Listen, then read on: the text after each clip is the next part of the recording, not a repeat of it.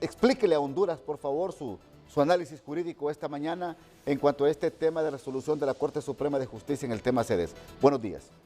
Muy buenos días, Ramón.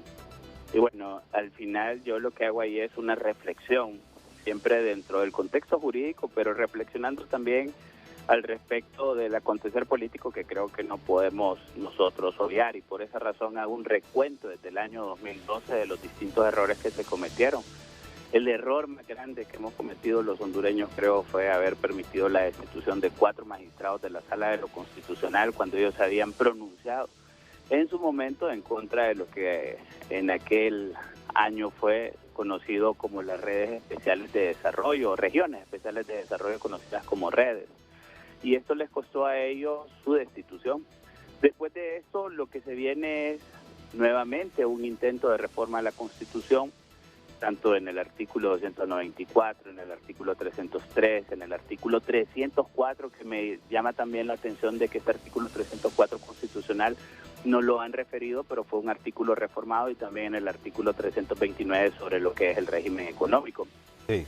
Crean una ley orgánica de las zonas de empleo y desarrollo económico que ha estado revestida de distintos errores de naturaleza jurídica, incluso dentro de la misma Constitución, cuando se hace la reforma en el tema territorial, ahí se deja claro, y también en el artículo 329, que el único que puede crear las sedes es el mismo Poder Legislativo, y esto nunca fue así. Esto se creó a través de la famosa Comisión de Aplicación de Mejores Prácticas, la CAM, que violentaba la Constitución, incluso a la misma reforma que se le había hecho por esto, pero nadie argumentó nada en su momento, sino que fueron creándose todas las sedes. Creo que esto ha estado revestido de muchísimos errores, de vicios. Posteriormente la Corte se pronuncia incluso a favor de las sedes, que fue la Corte antes de la del que presidía el abogado Argueta, si mal no recuerdo, y hoy contamos con un fallo que todos en el fondo concluimos de que es correcto, porque las sedes están revestidas de vicios de inconstitucionalidad, y esto incluso el mismo sector privado, por medio del Consejo Hondureño de la Empresa Privada, en el año 2021, por el mes de mayo, lo advirtió, de que eran inversiones de alto riesgo y que había que tener cuidado con este tema de las sedes, lo cual desató incluso un tema de análisis y clima político bastante convulso en aquel entonces. Hoy, pues el tiempo da la razón. Tenemos una Corte Suprema que conoce de un recurso de inconstitucionalidad que, vuelvo a insistir, para mí era muy específico en cuanto al tema de educación superior.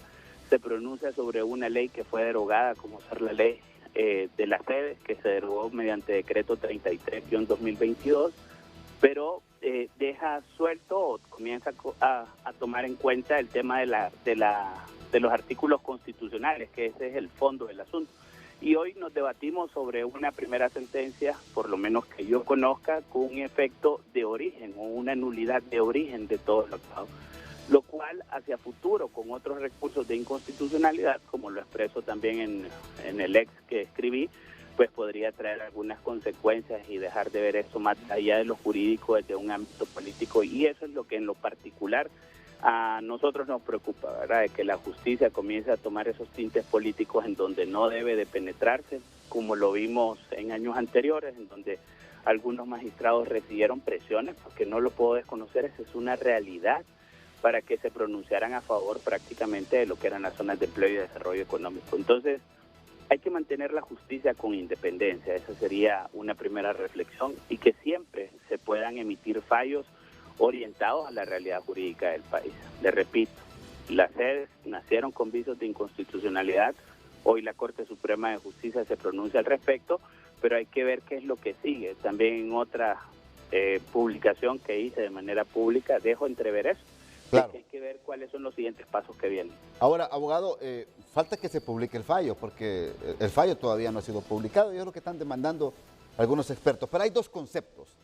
Usted es el experto acá y nos va a aclarar. Por ejemplo, cuando en la resolución se habla de la aplicación de la expresión jurídica ex tunc, que entendemos que esta norma jurídica, en el caso de la sede, desde su origen, prácticamente queda sin valor y efecto.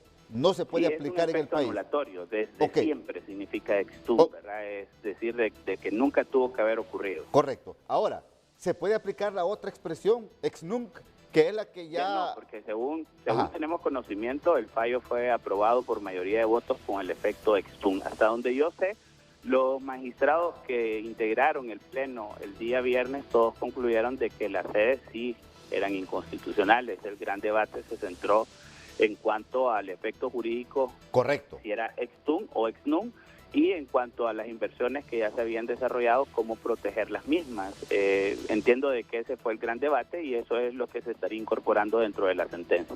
Correcto, es ahí donde yo quiero llegar. Si aplican el concepto ex nunc, prácticamente entonces habría que aplicar la norma jurídica a quienes aprobaron esta ley allá en el 2012, 2013. Sí, pero es bien relativo, la verdad. Yo he estado leyendo muchísimo al respecto, comentarios sobre todo este tema del efecto ex-tunc, que significa de origen, y la responsabilidad que podría recurrir en quienes aprobaron lo que es esto, estas reformas constitucionales y posteriormente la ley, pero aquí está revestido de un montón de situaciones también. Leía ayer, por ejemplo, de que también entonces hay que aplicarle el delito de traición a la patria a aquellos que votaron en contra de este fallo, lo cual no cabe porque eso atentaría contra lo que es la independencia judicial. Sí. Cada quien pudo haber tenido sus motivaciones en algún momento, pero ya eso le corresponderá a las autoridades el poder determinar si existe o no responsabilidad, si existe o no delito de traición a la patria y si las personas que participaron en todo esto pues son sujetas de algún tipo penal. Bueno, es decir, hasta hoy, hasta esta hora, repito, usted es el experto en materia jurídica, en la norma jurídica, hasta hoy no hay claridad si se va a aplicar la norma jurídica a los diputados que aprobaron esto. Hay que esperar. Hay que esperar, porque necesitamos conocer la sentencia. Recuerde de que aquí también, después de esto, se va a abrir otro debate jurídico. Usted recuerda con la sentencia, por ejemplo, de inconstitucionalidad que se dio a la ley marco del sistema de protección social. Sí. Existe un debate jurídico en cuanto a si tenemos que esperar la publicación de la sentencia en la Gaceta Diario Oficial de la República o que si basta simplemente con que esta sea puesta en conocimiento de quien es el recurrente y posteriormente que se publique en la Gaceta Judicial. Yo soy del segundo criterio, basta con que la sentencia se publique porque ese es el efecto. No es necesario su publicidad en el Diario Oficial La Gaceta, sino de que en realidad se haga pública como tal. Para que surte efectos frente a terceros. Pero bueno, es todo un debate jurídico, a veces los abogados somos algo complicados en nuestras interpretaciones, pero esa es la riqueza también del derecho, que hay debate. Ahora, lo que los hondureños queremos es que no nos enreden.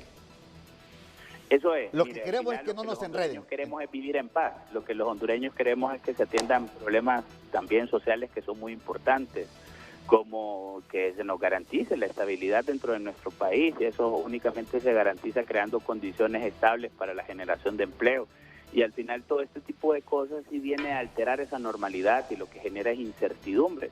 Usted mismo se pregunta, todos los hondureños nos preguntamos en realidad si esto va a generar o no un tema, como se ha dicho, en donde se van a comenzar a desarrollar persecuciones contra las personas que aprobaron esto, o aplicar la responsabilidad que corresponde, como dicen también algunos al respecto. Yo ahí no voy a emitir ningún comentario, sí, pero creo que esta historia va a continuar, y en la medida que esta historia relacionada con las zonas de empleo y desarrollo económico continúe, el país continúa viviendo en un clima de incertidumbre que no abona en nada su estabilidad social, económica y tampoco política. Ahora, usted como presidente de los abogados, lo que está preocupado es que los próximos fallos de la Corte se puedan tomar de manera política.